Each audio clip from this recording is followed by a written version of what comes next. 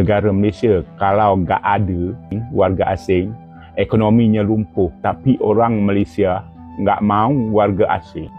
Tapi kalau betul lah warga asing yang mengembangkan ekonomi Malaysia ni, kenapa tak kembangkan ekonomi di negara sendiri ya? Mungkin negara bapa Ustaz Sofian pun tidak akan berkembang Ya, kalau tak ada pekerja migran, pekerja tempatan tak akan buat.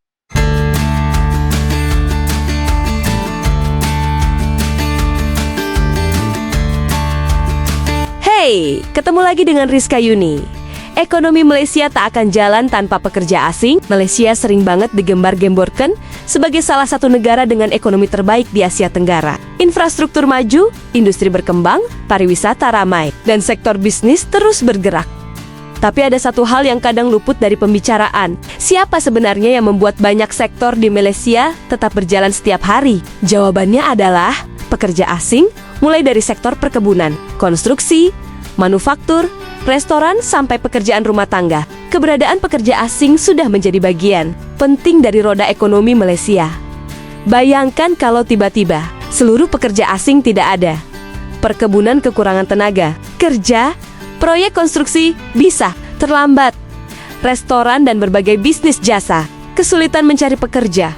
Bahkan pekerjaan yang dianggap berat dan kurang diminati. Warga lokal bisa mengalami kekosongan.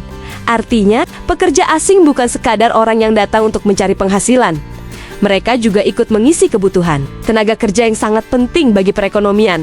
Tapi yang menarik, di tengah kondisi seperti ini, masih ada saja sebagian warganet yang seolah mengatakan, Malaysia maju karena orang Malaysia sendiri. Ya, tentu saja, warga Malaysia punya peran besar.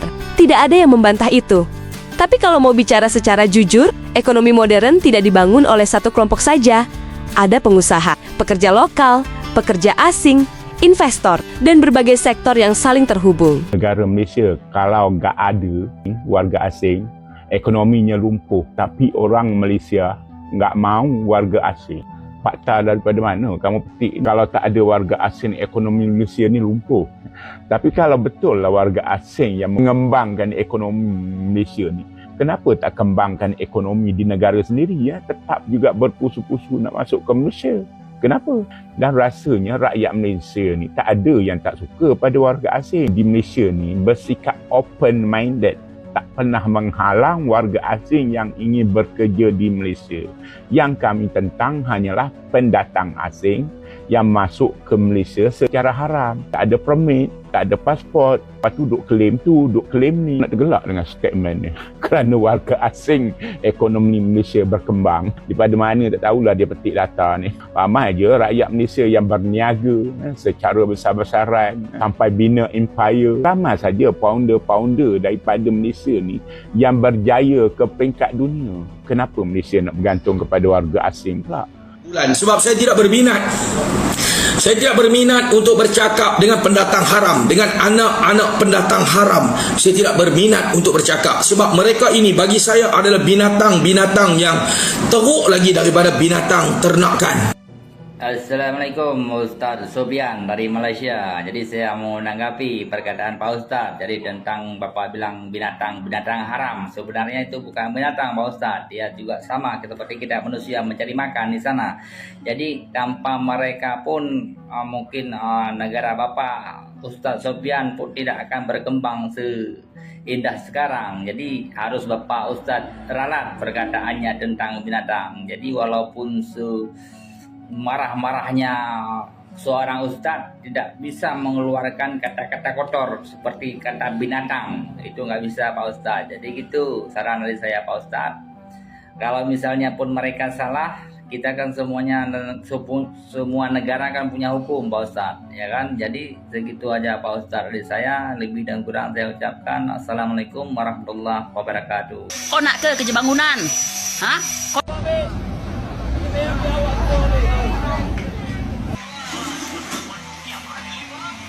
Tahniah kepada immigration yang duduk warga asing dengan menyalahi undang-undang.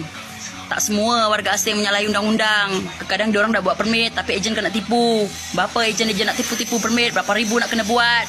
Ha? Kau nak ke kerja bangunan? Ha? Kau nak ke kerja korek-korek longkang, kerja panas? Sekarang tu kelapa sawit terbengkalai dekat Pahang tu, kau nak ke buat? Tahniah kepada immigration lah, inilah, itulah. Jangan-jangan kau pula bercinta dengan Bangla. Orang sini tak ada warga asing nak jadi apa? Semua longgang-longgang terbengkalai, kelapa sawit terbengkalai. Nak ke kerja panas? Ngada-ngada, tahniah lah, apalah. Anda percaya tak, tanpa orang asing, ekonomi Malaysia akan merosot, terutama sektor pembuatan dan sektor pertanian.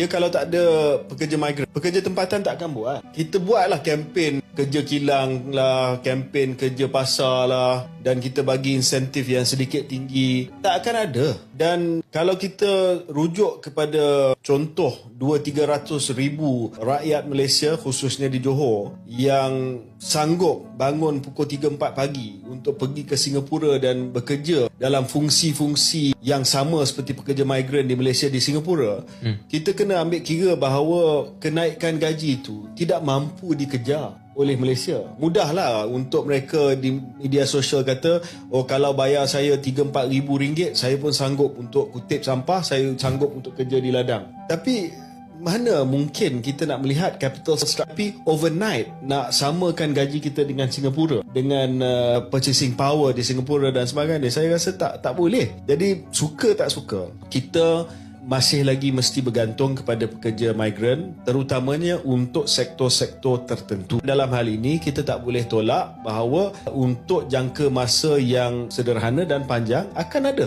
pekerja migran yang perlu dimasuki ataupun dibawa ke Malaysia.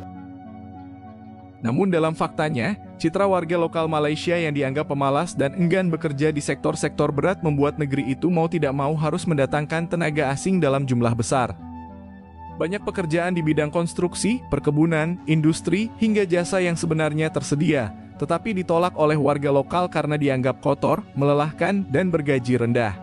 Pada akhirnya, ketergantungan Malaysia terhadap tenaga kerja asing bukan sekadar pilihan, melainkan kebutuhan mendesak agar roda ekonomi tetap berputar, sementara sebagian masyarakatnya tetap sibuk merasa lebih tinggi dan meremehkan mereka yang justru menjadi penopang utama ekonomi negara. Mantan Perdana Menteri Malaysia sindir rakyatnya malas bekerja. Melayu ambil 100 dapat lekatlah 3 orang. Kenapa? Panas lah. Nak bekerja tu panas sampai tak mau kerja. Jadi kalau tak mau kerja, orang lain masuk lah. Lepas itu negara kita lah ni dah 7 million orang asing. Sebab kita tak mau kerja. Bila saya kata orang Melayu malas, marah saya. Tapi ini kebenaran. Jadi, kalau ada yang mengatakan pekerja asing tidak penting bagi Malaysia, mungkin pertanyaannya sederhana. Kalau mereka semua pergi besok, apakah ekonomi Malaysia tetap bisa berjalan seperti biasa? Nah, ini yang menarik untuk dipikirkan.